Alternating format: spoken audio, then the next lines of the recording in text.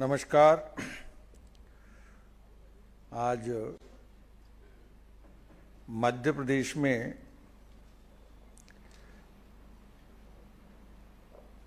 जो social media में हिंदू और हिंदुत्व को लेकर लगातार जिसको हम कहेंगे कि प्रचार प्रसार इसकी युद्ध में जिसको सेना नायक कहते हैं, ऐसे इन्फ्लुएंसर्स सोशल मीडिया के डोमेन में हम उनको इन्फ्लुएंसर कहते हैं। ऐसे इन्फ्लुएंसर्स के आज के इस सम्मेलन में आप सब लोगों का मैं स्वागत करते हुए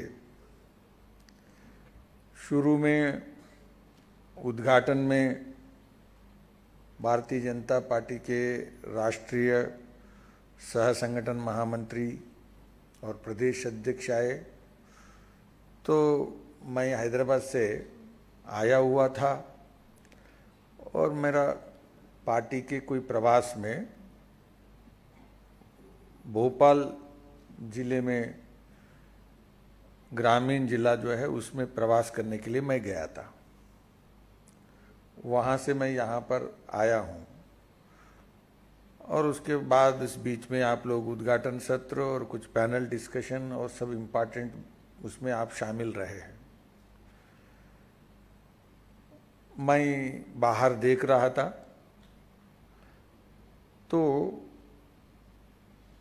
एक पत्रकार ने इसके बारे में एक टिप्पणी की। वो टिप्पणी डिजिटल उसमें मेरे पास पहुंचा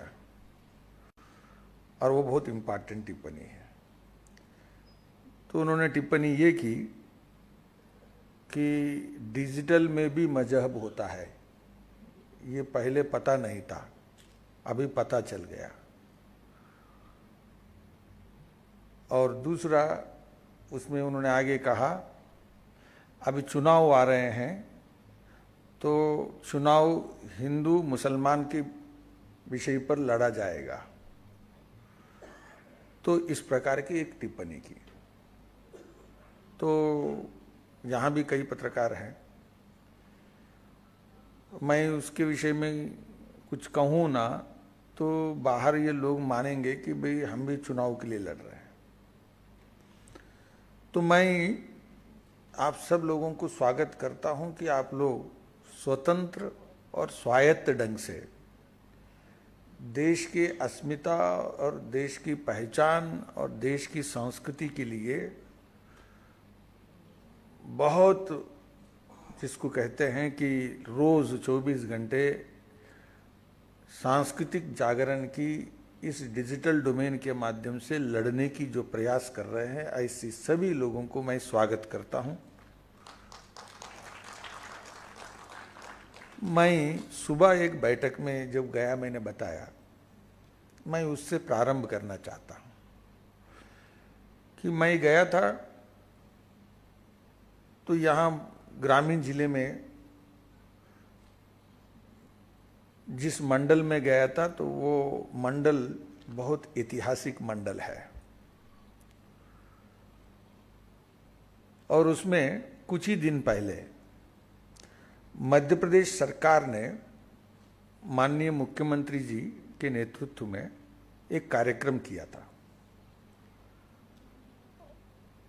जगदीशपुर गौरव के नाम से, सब लोग जानते होंगे। 1715 में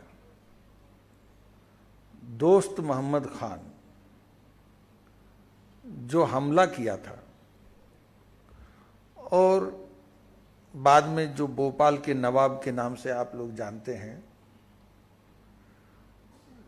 1715 में उसकी पहले युद्ध भी रहे, कुछ भी रहे, मैं उस पर नहीं जा रहा हूं।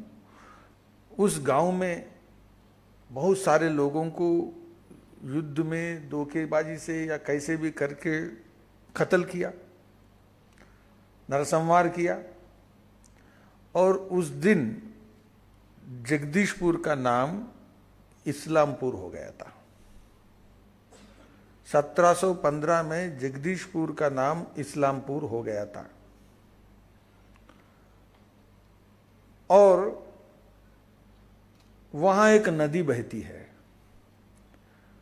और उस नदी का नाम बाणगंगा से हलाली हो गया था। और 1715 और 2023 अब कुल मिलाकर के 308 साल के बाद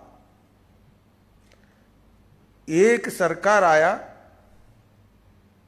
और एक माननीय मुख्यमंत्री आए और मेरे साथ आज की बैठक में वहां के अपने विधायक माननीय खत्री जी भी थे।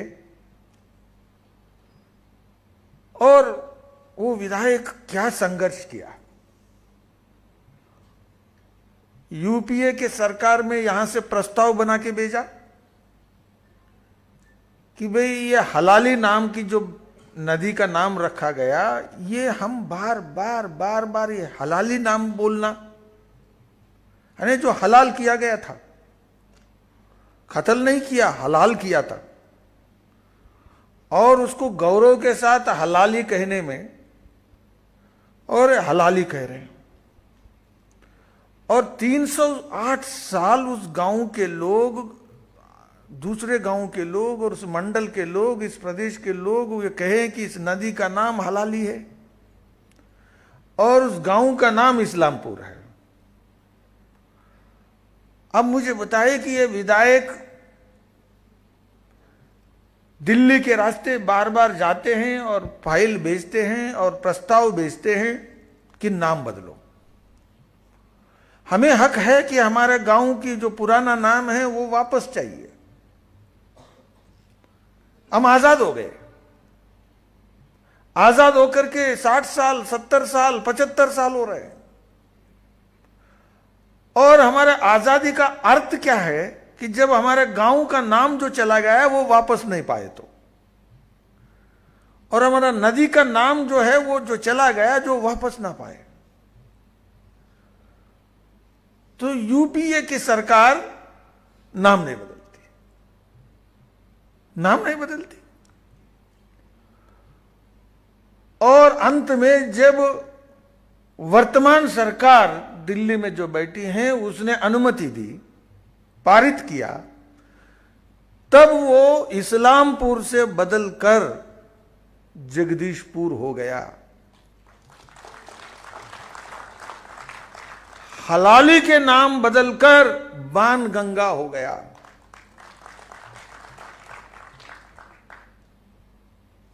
मैं उस गांव के, उस मंडल के लोगों से मिलके मैं आ रहा हूं। अभी मैं कह रहा हूं कि ये चुनाव का मुद्दा है। मैं पूछ रहा हूं कि ये वोटों का मुद्दा है। मैं ये पूछना चाहता हूं कि ये पार्टियों का मुद्दा है।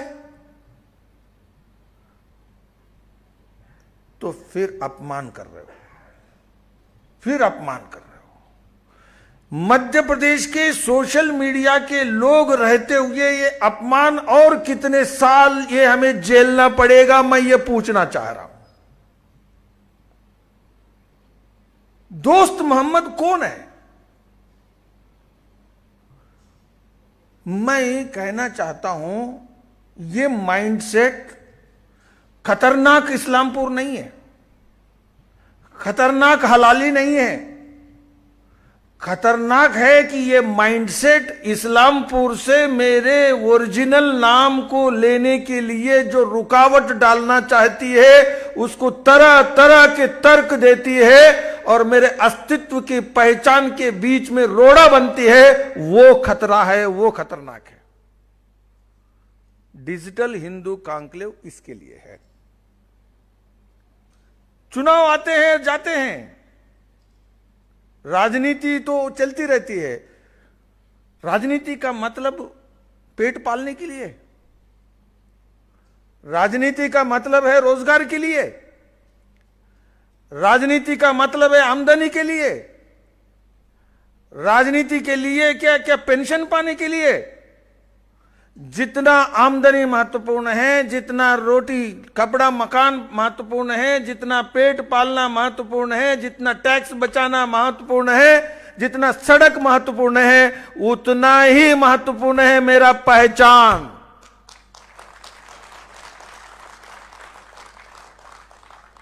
अगर अंग्रेजी लोग आए, ट्रेन ट्रैक बनाया और कुछ और बनाया और कोई पहचान की प्रॉब्लम हो जाए तो भी चिंता नहीं कि वो सब कुछ ठीक है, तो क्या हम रहेंगे? आजादी का मतलब केवल पेट पालने के संबंधित विषय नहीं है, केवल रोजगार के विषय नहीं है। इसीलिए राजनीति की बात करते हैं तो राजनीति में मेरी पहचान के वो सभी मुद्दे उतने ही महत्वपूर्ण है। ये बात, इसलिए लड़ाई अधूरी है, अभी लड़ाई पूरा नहीं हुआ है। हबीबगंज है, हबीबगंज का नाम बदलते हैं, रानी कमलापति के नाम रखते हैं, तो कुछ लोगों को बड़े पांव उनके सांप चलते हैं उसके उस पर। भाई कि रानी कमलापति नाम रखने लायक नहीं है, यह हबीबगंज ही नाम रखने लायक होता है।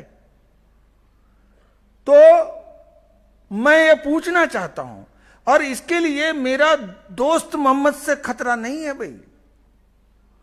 मैं कहता हूं अगर खतरा है तो इस खतरे के लिए जो माइंडसेट मैंने कहा, ये माइंडसेट आया कहां है और उसको अधिकार प्राप्त कहां हुआ और उसको सत्ता के अधिकार प्राप्त कहां हुआ, तो मैं कह रहा हूं कांग्रेस इन सारे चीजों को वैधानिक बनाने वाला और इस देश को सांस्कृतिक मूल्यों से काट कर, जड़ों से काट कर रखने वाला अगर कोई है तो इस देश में कांग्रेस ही है। मुझे कौन मुख्यमंत्री नहीं, वो सेकेंडरी है। मैं शर्त लगाता हूं, मैं चैलेंज करता हूं, इस मध्य प्रदेश में पंडित रविशंकर शुक्ला जी कांग्रेस के नेता रहे और पंडित रविशंकर शुक्ला जी धर्मांतरण के खिलाफ काम किया और उन्होंने माना है कि धर्मांतरण इस देश के लिए और समाज के लिए, पहचान के लिए खतरा है। और जो कुछ राष्ट्रवादी कर सकते थे वो किया। वे कांग्रेसी थे। आज वो कांग्रेस उस धारा से कटकर लव जिहाद और लैंड जिहाद को समर्थन देने वाला राजनीति करने लग गया है, तो वो कांग्रेस इस देश के लिए खतरा है। क्योंकि हम लव जिहाद और लैंड जिहाद के साथ लड़ना ये संभव है, लड़ सकते हैं, लेकिन राजनीति के अंदर उसको एक प्रकार से प्रोटेक्शन देने का, प्रमोशन करने का और उसके लिए लड़ने का, जिसको कहते हैं कि विधायक जो भवन है, जो विधायक विधानसभा है उसमें और संसद में बैठकर इन चीजों को समर्थन करते हैं और कहते हैं कि डेमोक्रेसी खतरे में है। मैं एक बात पूछना चाहता हूं, मैं मध्य प्रदेश में, भाई मैं कुछ समझ में नहीं आता, जो कन्वर्टेड है उनको आरक्षण नहीं होना चाहिए और जो आरक्षण मिला है वो उनके लिए मिला है कि जो वंचित है, जो भेदभाव से त्रस्त है, ग्रस्त है, और जो भेदभाव से त्रस्त नहीं रहना चाहते हैं, जो लोग कन्वर्ट हो गए हैं। और कांग्रेस की राजनीति गत 50 वर्षों से इनको शह देने में लगी है।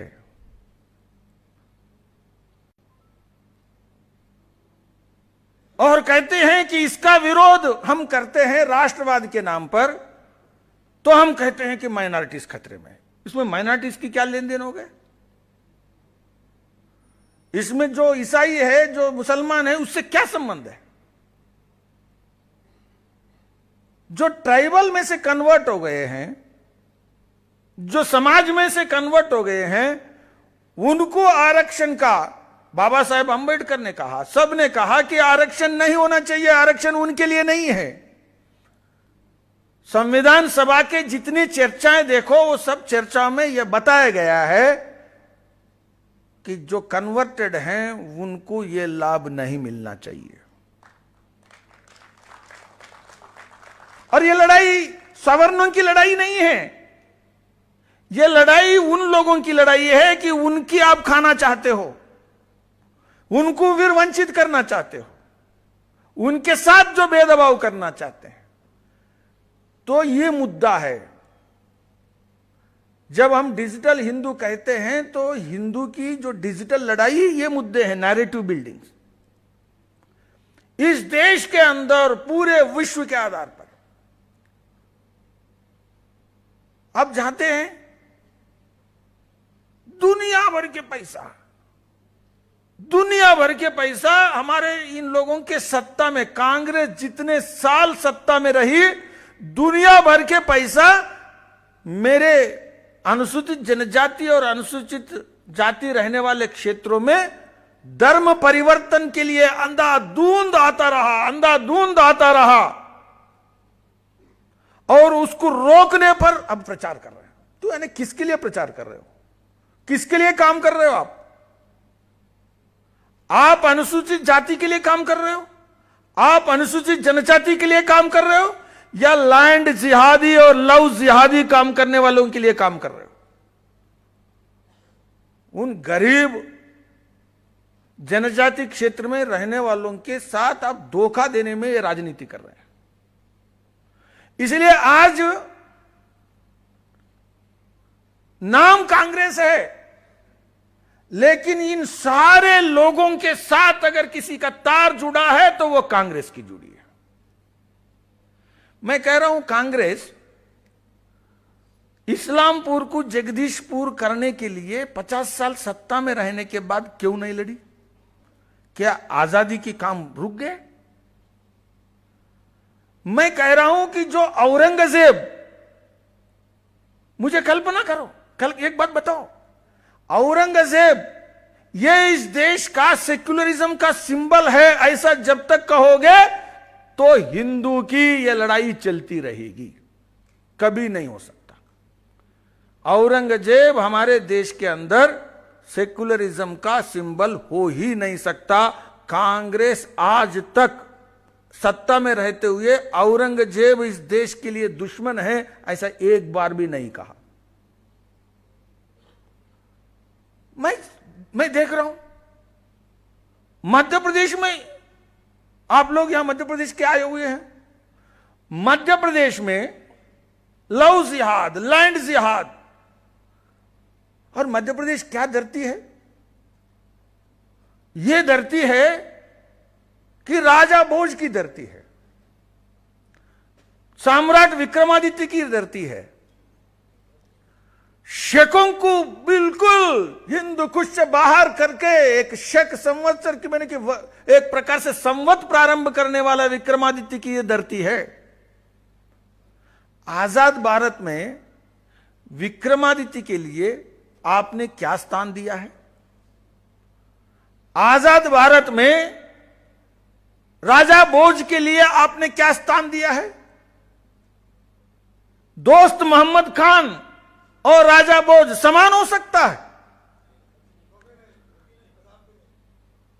आप कांग्रेस आज तक यह पहचान नहीं रही है कि राजा भोज कहां है, दोस्त मोहम्मद खान कहां है। मैं जब भी बात करता हूं मेरे को समझ में नहीं आता। भाई भगवान राम की जन्मभूमि के विषय में बहुत करते हैं, हम सब समझ रहे हैं, किंतु मुझे समझ में नहीं आ रहा है कि भाई भारत आजाद हो गया, भारत आजाद हो गया और आजाद होने के बाद मेरे जो मंदिर है भोजशाला में, वहां सरस्वती की पूजा नहीं हो सकती है। ये क्या आजादी का प्रश्न नहीं है क्या? भाई आजाद भारत का प्रश्न नहीं हो सकता है क्या ये? 50 साल सत्ता में हो और एक बार कांग्रेस पार्टी ने मां सरस्वती की जगह अपनी है, वहां पूजा होना चाहिए, उसके लिए बोलते हुए नहीं देखा मैंने। नहीं, मुसलमानों के खिलाफ है। भाई मुसलमान कहां से आ गए? यानी मेरे को समझ में नहीं आ रहा है, अगर मुसलमान औरंगजेब के साथ ही रहने देना है तो फिर काफिर की डेफिनेशन के साथ ही रहने देना है। इस देश में मुसलमानों को अभी तय करना होगा कि मुसलमान इस देश में, देखो एक बात मैं और कहना चाहता हूं, हिंदू के बारे में अनाप शनाप, मुसलमानों से प्रॉब्लम नहीं है। हिंदू के बारे में सबसे ज्यादा अनाप शनाप प्रचार करने का काम अगर इस देश के इतिहास में स्वतंत्रता के बाद किसी ने किया है तो राजनीतिक क्षेत्र में कांग्रेस और कम्युनिस्टों ने किया है। ये दोनों ने मिलकर किया। मैं एक बात पूछना चाहता हूं कि हम इस देश में रहना है, हम रावण के साथ नहीं रह सकते। रावण हिंदू है, रावण तो वेदों को जानने वाले थे, लेकिन रावण को हम हर साल जलाते हैं। तो जब रावण को हर साल जलाते हैं तो औरंगजेब को हम हर साल क्यों जलाना नहीं चाहिए? इसमें मुसलमानों को क्या, मुसलमान वर्सेस हिंदू कहां से आ गया? और जब ये नहीं करोगे तो फिर इस देश में काफिर के सिद्धांत कालबाह्य हो गया है, ये कहने का कैसे हक बनता है? काफिर का सिद्धांत भी रहेगा और सेकुलरिज्म भी रहेगा और मां सरस्वती खैद भी रहेगा और भारत भी चलेगा। इसीलिए मेरा कहना है कि ये जो आजाद भारत में आजादी का जो सही संघर्ष है और चल रहा है और चलेगा, 25 साल तक चलेगा तो भी ये पूरा करने तक नहीं रुकेगा।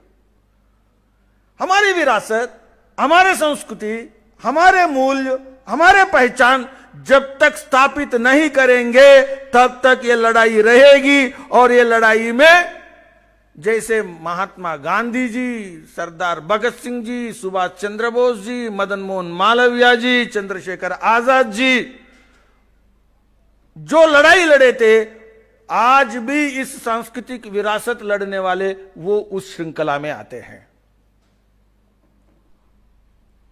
मित्रों, मैं जब कहता हूं कि एक बात समझ लीजिए, हम ये जब बात करते हैं तो हम मुसलमानों के खिलाफ है, बिल्कुल मूर्खतापूर्ण है। हिंदू अगर सही में हिंदू है तो वो मुसलमानों के खिलाफ हो ही नहीं सकता। कोई हिंदू मुसलमान के खिलाफ नहीं हो सकता। इस्लाम अगर काफिर के सिद्धांत को खत्म कर देगी तो मुसलमानों के साथ जितना हिंदू रह सकते हैं उतना कोई और दुनिया में कोई और नहीं रह सकता। मुझे यह बताइए, हम जैसे हिंदुत्ववादी जो लोग जब बोलते हैं तो यूनिफॉर्मिटी ला रहे हैं, यूनिफॉर्मिटी ला रहे हैं। मेरा कहना है कि इससे ज्यादा कोई अनाड़ीपन हो सकता है? भारत के इतिहास में, हमारे भारत की जो इतिहास है, सांस्कृतिक इतिहास में देखो, विविधता ये कोई इस्लाम आने के बाद प्रारंभ नहीं हुआ। विविधता ये कोई इस्लाम आने के बाद, ईसाई आने के बाद प्रारंभ नहीं हुआ, पारसी आने के बाद प्रारंभ नहीं हुआ। उनके आने से पहले भी अगर दुनिया में कोई समाज अगर विविधता पर टिका है और फला है और फूला है तो वो भारत है और भारत के हिंदू समाज है। Living model on the world globe, living model for the diversity, functioning model for the diversity, vibrant model for the diversity, managing the conflicts and contradictions in a successful way in the path of diversity. अगर कोई दुनिया में example है तो वो केवल हिंदू है, हिंदुस्तान है। अब मुझे बताओ, भारत में मजहब के आधार पर राष्ट्रवाद बनता। मजहब के आधार पर राष्ट्रवाद जब कहते थे दुनिया में, तब भी हम कहते थे कि मजहब के आधार पर राष्ट्रवाद नहीं बन सकता। जब दुनिया में कहते थे कि भाषा के आधार पर राष्ट्रवाद चलेगा, तब भी हम कहते थे कि भाषा के आधार पर राष्ट्रवाद नहीं चल सकता। मजहब के आधार पर नहीं, भाषा के आधार पर नहीं, फिर नस्ल के आधार पर चल सकता है जब कहा, तो तब भी हमने कहा नस्ल के आधार पर भी राष्ट्रवाद नहीं चल सकता, और वेशभूषा के आधार पर भी नहीं चल सकता। तो ये सारे चीजें हजारों सालों पहले नस्ल के आधार पर नहीं, भाषा के आधार पर नहीं, वेशभूषा के आधार पर नहीं, और ये जितनी बातें कह रहे हैं वो सारे रहते हुए भी राष्ट्रवाद रहा है, और हजारों सालों से रहा है। इंक्लूसिव नेशनलिज्म अगर इस दुनिया में अगर पल्लवित हुआ है तो वो भारत की धरती पर हुआ है और कहीं नहीं हुआ। सबको समेटने वाला, सबको समाविष्ट करने वाला अगर राष्ट्रवाद इस धरती पर हजारों साल पहले, कुछ अनाड़ी लोग कहते हैं नेशन स्टेट की हिस्ट्री नेशनलिज्म की हिस्ट्री, इससे ज्यादा बेवकूफी कुछ हो ही नहीं सकता, मूर्खता और कुछ नहीं हो सकता। तो इसीलिए हम लड़ाई लड़ रहे हैं विचारधारा की, हम लड़ाई लड़ रहे हैं पहचान की। तो इसीलिए मेरा निवेदन है कि जो मध्य प्रदेश के सोशल मीडिया की इन्फ्लुएंसर्स हैं, मैं भारतीय जनता पार्टी के नाते मैं यहां बोलने नहीं आया हूं, और भारतीय जनता पार्टी को वोट डालना इसलिए नहीं है, बिल्कुल नहीं है भाई, वोटों का मतलब ही नहीं है।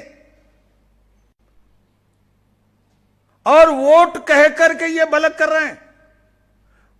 बात ध्यान रखिए कि मध्य प्रदेश में, मैं जिसको कहते हैं खून खोलता है, मैं जिन गांव में गया जगदीशपुर में, जगदीशपुर के गांव वालों को 300 साल तड़प कर अपना नाम बार बार इस्लामपुर बोलने के लिए बाध्य किया। और जो नेता आज बोलते हैं कि इस्लामपुर बदलना गलत है, वो लोग कहां के हैं? वो इस्लामपुर के हैं क्या? वो जगदीशपुर के हैं क्या? जगदीशपुर वालों को क्या पीड़ा हो रही है वो जगदीशपुर वालों को मालूम है। मैं आज गया तो एक और बताया, हमारे भारतीय जनता पार्टी के एक कार्यकर्ता रहे मंडल अध्यक्ष निर्भय सिंह पाल, और वो अध्यक्ष थे। उन्होंने कहा कि जब जगदीशपुर हो गया, वो इतना खुश हो गए, इतना खुश हो गए, इतना खुश हो गए, और कार्यक्रम की तैयारी के लिए लग गए। और पता चला बाद में उनका बेटे का नाम जगदीश रखा था। और जब मैंने पूछा आपको मालूम है क्या हुआ, अंत में जिस दिन कार्यक्रम होना था, माननीय मुख्यमंत्री जी जाना था, जिस दिन गए उससे पहले उनको हार्ट अटैक होकर के खुशी से देहांत हो गया। मेरा कहने का है, वो बीजेपी में आकर के जगदीशपुर की लड़ाई नहीं लड़ रहे थे, वो जगदीशपुर लड़ाई लड़ना चाहते थे, इसीलिए भाजपा में आए थे। जो लोग जगदीशपुर की लड़ाई लड़ना चाहते हैं वो भाजपा में आ रहे हैं, क्योंकि भाजपा जगदीशपुर की लड़ाई के साथ है। सांस्कृतिक अपने पहचान बनने के लिए जो लड़ाई देश में चल रही है, गांव गांव में, कस्बे कस्बे में, उन लोगों की लड़ाई में भाजपा साथ दे रही है, इसलिए भाजपा में आ रहे हैं। भाजपा में आने के बाद नहीं बदल रहे हैं। मैं कह रहा हूं कि पूरे मध्य प्रदेश में ऐसा तड़प जहां जहां है अपने पहचान के लिए, अपने कम्युनिटी, जात बिरादरी, जिनको आपने कहा डकैत है, आपने पुस्तक में लिख दिया ये डकैत है, और वो बोझ उठाकर जलना है। 2 कौड़ी के विद्वान बन गए और सरकारी पैसे से आपने लिख दिया ये डकैत है। अंग्रेजों के खिलाफ लड़ाई लड़ते हुए बंदूक पकड़ा आपने, उसको डकैत कह दिया। छाती पर लेके कितने समाज घूम रहे हैं। क्या आपने चस्पा दिया?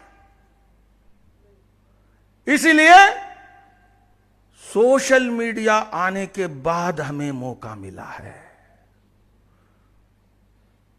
जितने अखबार है, जितने चैनल हैं, ये सरकारी तंत्र के साथ चल रहे थे। इनको तंत्र के साथ जुड़ाव था, संसाधन उनसे बंधे हुए थे, और इसलिए तंत्र और मंत्र साथ चल रहा था। अब जब सोशल मीडिया के कारण हर आदमी के फोन आया हाथ में, तो अपने पहचान के खोज के लड़ाई में लग गए, तब यह तंत्र मंत्र टूट गया। तब जाकर के लड़ाई आगे बढ़ रही है। इसलिए मेरा निवेदन है, मैं कहना चाहता हूं, इसमें लंबा हो सकता है, मैं लंबा नहीं बोलना चाहता हूं, इसमें एक बात कह करके मैं इस विषय को आगे बढ़ाता हूं। इसका क्या अर्थ है सोशल मीडिया में? मैं कहता हूं कि जब जन्मेजय सर्पयाग कर रहा था, तो उन्होंने कहा कि तक्षक आ जाओ। तो तक्षक ने सोचा कि भाई मेरे को अब आने के अलावा कोई रास्ता नहीं है, क्या करना है? तो सब खींच के एक के बाद एक सांप आ रहे थे और गिर रहे थे और मर रहे थे। तब तक्षक गया, इंद्र के सिंहासन को राउंड करके पकड़ करके बैठा था। तो जन्मेजय को तो करना ही था।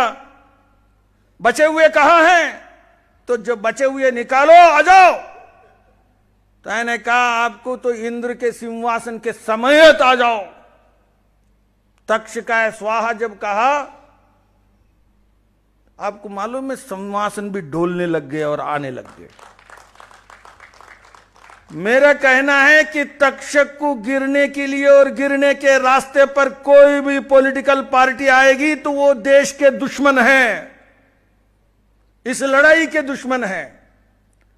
हमारे सांस्कृतिक मूल्यों की जो विरासत है, लड़ाई है, इस लड़ाई के दुश्मन है। और इस देश की और इस लड़ाई को बदनाम करने के लिए, जब जिसको कहते हैं ना व्हाइट मैन्स बर्डन, अभी भी लोग जाते हैं कि लंदन जाते हैं, अमेरिका जाते हैं, और व्हाइट मैन बर्डन अभी भी जारी रखना चाहते हैं। जो लोग समझ जाएं कि भाई जनता में कूड़ेदान में गिरने लायक हो गए, तो अब लंदन जाने से उनका रास्ता नहीं बनता, अमेरिका जाने से उनका रास्ता नहीं बनता है। जगदीशपुर के साथ जुड़ो, राजा भोज के साथ जुड़ो, राजा विक्रमादित्य के साथ जुड़ो। और मैं ये भी कहता हूं कि राजा विक्रमादित्य के साथ जुड़ोगे तो इस देश में विविधता और मुसलमान और ईसाई उनकी पहचान को कोई खतरा नहीं रहेगा, क्योंकि जहां हिंदू है वहां विविधता है। जहां हिंदू नहीं है वहां विविधता भी नहीं चल सकती है। पाकिस्तान में विविधता नहीं है, अफगानिस्तान में विविधता नहीं है, बांग्लादेश में विविधता नहीं है। ये हमारे हैं, हमारे भाइयों का है। लेकिन क्यों नहीं है? क्या कौन सी ऐसी चीज है जो पराया आ गया, वो सबको पराया बना दिया? तो इसीलिए सोशल मीडिया ये बहुत बड़ा आने वाले दिनों में ये लड़ाई की एक औजार है, एक रास्ता है। और मित्रों, ये केवल नेगेटिव रास्ता नहीं है। इसमें मैं एक बात कहता हूं, मैं पढ़ रहा था भोजशाला का, ये भोजशाला का नहीं, अपना राजा भोज के जो मंदिर बने हुए हैं और तालाब बने हैं। मैं आपको बताऊं, पुराने समय में यह होता था कि एक अच्छा राजा कौन होता है? सड़कें बनाने वाला अच्छा है, ऐसे मैंने पढ़ाई किया, आप लोग भी पढ़े होंगे। और पेड़ लगाए बहुत अच्छा है, और कुएं खोदने वाला अच्छा है, बावड़ी तालाब खोदने वाला। मेरा कहना है कि मैं जब राजा दिग्विजय सिंह मुख्यमंत्री थे तो उन्होंने सड़कों पर ही कुआं खोदा था, और इतना कुआं खोदा, सड़क के बगल में तो कुआं खोदते हैं लेकिन सड़कों पर ही कुआं खोदा उसने। आज क्या बदकिस्मत ऐसा है कि कांग्रेस में कमलनाथ नेता है लेकिन नैरेटिव बिल्डर कमलनाथ नहीं है, ना कमल है ना नाथ है। राजा दिग्विजय सिंह है जो औरंगजेब को जी बोलता है और ओसामा बिन लादेन को जी बोलता है और मोदी जी को कुछ और बोलता है, जो अपनों को पराया कहता है और परायों को जी बोलता है। कांग्रेस को इस रास्ते पर चलाने वाले ये नैरेटिव बिल्डर्स अब इस देश में मध्य प्रदेश जैसे सांस्कृतिक संपन्न राष्ट्र में, राज्य में इसे विरासत, भोजेश्वर मंदिर जैसे विरासत, रायसेन की जैसे मंदिर की विरासत, और मैं कहता हूं कि ये उज्जैन की महाकाल की जो महाकाल लोक बना हुआ, कितने लोग जाके देखा मुझे पता नहीं, लेकिन एक बात बताऊं, आजाद भारत में महाकाल लोक बनने के लिए 70 साल लग गए। फिर कि देश किसका है? जिस देश में करोड़ों लोगों के श्रद्धा केंद्र है और दुनिया भर के हिंदुओं के लिए करोड़ों, ये केवल मध्य प्रदेश का नहीं है, पूरे दुनिया मध्य प्रदेश को याद करती है और जुड़ती है और भावनात्मक रूप से जुड़ती है। ऐसे स्थान उज्जैन है, और जिस उज्जैन मध्य प्रदेश में होने का कारण हम लोग गर्व करते हैं। ऐसे उज्जैन में महाकाल को एक लोक बनाने के लिए आपको 70 साल लगा। और राजनीति किस चीज की है? किस चीज की राजनीति है? और आप क्या क्या बनाने के लिए कर सकते हैं?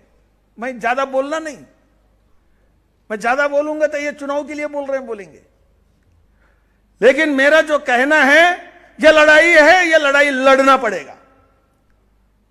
हमें सड़क चाहिए, हमें सड़क चाहिए, हमें रोजगार चाहिए, हमारे आमदनी बढ़ना चाहिए, और हमें पानी चाहिए पीने के लिए, हमें सुरक्षा चाहिए। किंतु हमारे साथ साथ इतना महत्वपूर्ण है, उतना हमें सांस्कृतिक मूल्य है और पहचान है, वो भी उतना ही इंपॉर्टेंट है। इसलिए सोशल मीडिया में, क्योंकि सोशल मीडिया अगर नहीं आया होता, हिंदुत्व की क्रांति आने में और हो सकता 25-30 साल लगते। हिंदुत्व की क्रांति का सबसे बड़ा मार्ग सुगम अगर हुआ है तो वो, और इसको कहता हूं लोकतांत्रिकरण, डेमोक्रेटाइजेशन ऑफ डिस्कोर्स। 130 करोड़ की देश में 130 करोड़ लोग शामिल होकर इस देश के भविष्य बना रहे हैं, सोशल मीडिया के थ्रू बना रहे हैं। गाली देते हमें कि हमें मेजॉरिटेरियनिज्म, ज्यादा लोग हम बोलते हैं तो मेजॉरिटेरियनिज्म बोलते हैं। पाकिस्तान में मेजॉरिटेरियनिज्म के बारे में कोई बोलता नहीं है। आजाद भारत होने के बाद मुसलमानों की आबादी बढ़ी है। आजाद भारत होने के बाद हमारे इसमें मस्जिदों की संख्या बढ़ी है, नमाज करने वालों की संख्या बढ़ी है, कोई कम नहीं हुआ, बढ़ी है। ये एविडेंस है, ये डेमोन्स्ट्रेटिव एग्जाम्पल है। पाकिस्तान में क्या हुआ, बांग्लादेश में क्या हुआ, अफगानिस्तान में क्या हुआ? इसलिए हमें पाठ मत पढ़ाओ। हमारे समाज, हमारे कौम, हमारे देश को पाठ पढ़ाने के अधिकार पूरी दुनिया में किसी भी देश को नहीं है। इसलिए सोशल मीडिया में virtues of Hindu, virtues of Hindu society, virtues of Hindu community, virtues of Hindu religion, और हमारे देश के आज भी every temple is not just puja sthan, it is a engineering marvel, architectural marvel, ये सब चीजों को। और मैं आपको बताऊं कि हमारे हिंदुओं में, मैं महेश्वरम जाता हूं, आप लोग जाते हो, मुझे पता नहीं महेश्वरम की साड़ी के डिजाइन को आप लोग कितना डालते हो, मुझे पता नहीं। चंदेरी की साड़ी के डिजाइन को आप कितने लोग डालते हैं? आजाद भारत में एक IIM भी एक आईआईटी भी टेक्सटाइल इंजीनियरिंग डिजाइन्स में माहेश्वरम के लिए कोर्स नहीं है। यानी हमारा डिजाइन आ रहा है, हजारों सालों से जो डिजाइन जिंदा है, जिसका बिजनेस 20,000 करोड़, 25,000 करोड़, 40,000 करोड़, 1,00,000 करोड़ चल रहा है, उसके लिए कोई इंजीनियरिंग कॉलेज नहीं है, कोई करिकुलम में नहीं है। मुझे बताओ। और आपको मालूम है, दुनिया भर के, अक्षरधाम से लेकर के दुनिया भर के आज भी हिंदू मंदिर जो बन रहे हैं, साल में 1,00,000 करोड़ से ज्यादा मंदिर मार्केट वैल्यू आप देखेंगे। और ये मंदिर पैसा बनाना, टॉयलेट बनाने के लिए, सड़क बनाने के लिए सिविल इंजीनियरिंग है। आपका बस स्टैंड बनाना है, रेलवे स्टेशन बनाना है, इसको सिखाने के लिए इंजीनियरिंग कॉलेजेस हैं। लेकिन मंदिर के निर्माण के लिए कोई इंजीनियरिंग कोर्स नहीं है। तो क्या अब आप रिलीजन को मानो ना मानो, ये बिजनेस है, इसमें काम है, इसमें रोजगार है, इसके लिए ट्रेनिंग के लिए हमारे पास कोई कोर्स नहीं है। हमारे कपड़े बनाने वाले पूरे देश में, दुनिया में हजारों सालों से लगातार पीढ़ी दर पीढ़ी डिजाइन्स परंपरागत ढंग से आ रहे हैं, जिसको सिखाने के लिए आपके पास कोई इंजीनियरिंग कॉलेज नहीं है। इसलिए ये लड़ाई हमें लड़ना है। इसलिए मैं कह रहा हूं कि it is not just negative लड़ाई, ये सबसे पॉजिटिव लड़ाई है कि हम आने वाले दिनों में भारत को दुनिया के सामने प्रस्तुत करना है। अब मैं अंत में कहूंगा कि दुनिया भी हमें क्या देखना चाहती है। दुनिया अमेरिका की नकल भारत को कोई देखना नहीं चाहती है। उसके लिए कोई नहीं आता यहां देखना आता है तो क्या आता है, तो भारत को भारत के नाते देखना चाहते हैं। इसलिए भारत को भारत के नाते देखना और दिखाने की कोशिश करते हो तो ऑस्कार मिलता है। एलिफेंट विस्पर्स, ये भारत को दिखाना है। कांतारा, ये भारत को दिखाना है। इसलिए सोशल मीडिया में भी कांतारा दिखाओ। कांतारा केवल वो नहीं है, हमारे हर गांव में एक कांतारा है। इतने तरीके के कांतारा के जैसे है। तो मैं आप सब लोगों से आने वाले दिनों में इस सोशल मीडिया के इस कॉन्क्लेव से, भोपाल डिक्लेरेशन, अब हम इस लड़ाई को आने वाले दिनों में लड़ेंगे और मध्य प्रदेश की पहचान को पूरे दुनिया के सामने हजारों वर्षों की पहचान को रखेंगे और न्यू नैरेटिव को हम डेवलप करेंगे। और इस लड़ाई को कोई भी विरोध करता है तो उसको नेस्तनाबूद करके छोड़ेंगे डेमोक्रेटिक डिस्कोर्स में। ये बात कहकर आप सब लोगों ने जो मौका दिया, बहुत बहुत धन्यवाद।